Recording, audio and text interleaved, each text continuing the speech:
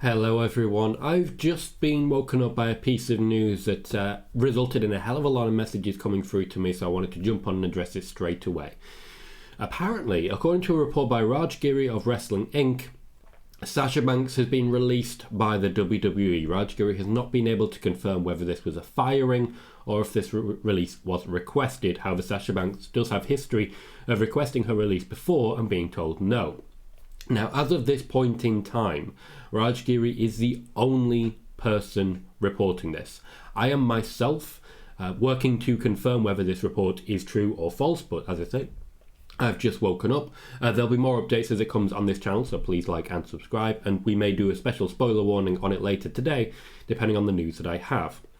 The latest information to my knowledge does not actually contain a release. The latest information to my knowledge is that there are still negotiations ongoing with representatives of Sasha Banks and Naomi and the WWE, essentially happening independently of the WWE itself. I have not myself heard anything about a Sasha Banks release. However, when it comes to Raj Giri, he does have a good history when it comes to reporting. What I will say is all of the death threats that he's received are complete nonsense and absolutely need to stop.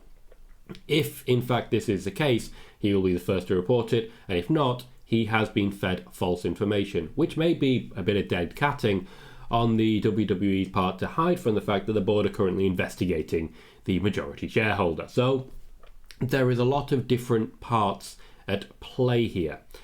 As regards the current situation, Sasha Banks and Naomi are not listed for the Money in the Bank ladder match, even though they have been listed on local advertisements to return in the SmackDown beforehand.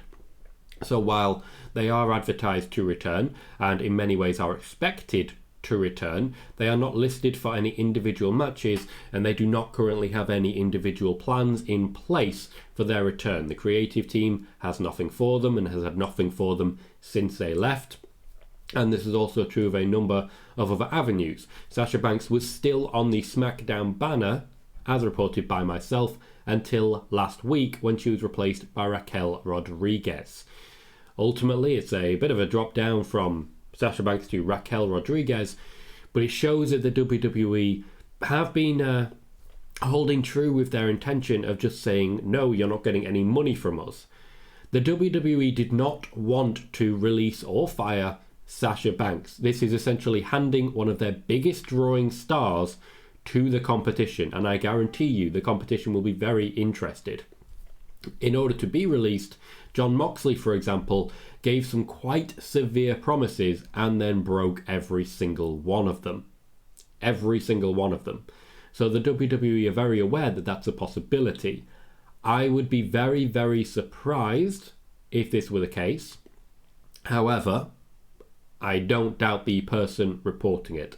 We will see who else makes reports, and we will see what I can find out in the meantime. Of course, me being Tom Colley, who I've also reported about Sasha Banks' mental health break way back at the WrestleMania when she vanished and was reportedly by Ryan Satin on the floor crying. This was not true. My report was.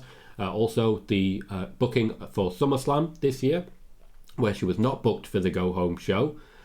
This was confirmed by Becky Lynch when it comes to a couple of weeks later in a UK tour, stating that they knew a week ahead of schedule that Sasha Banks would not be at SmackDown or SummerSlam. I was called a liar for that by some pretty prominent members of the wrestling media, and then Becky Lynch came out and said, yeah, he's right. It was great. My record with Sasha Banks is pretty damn good.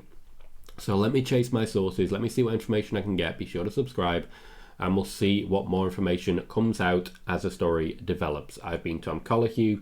Thank you very much for watching.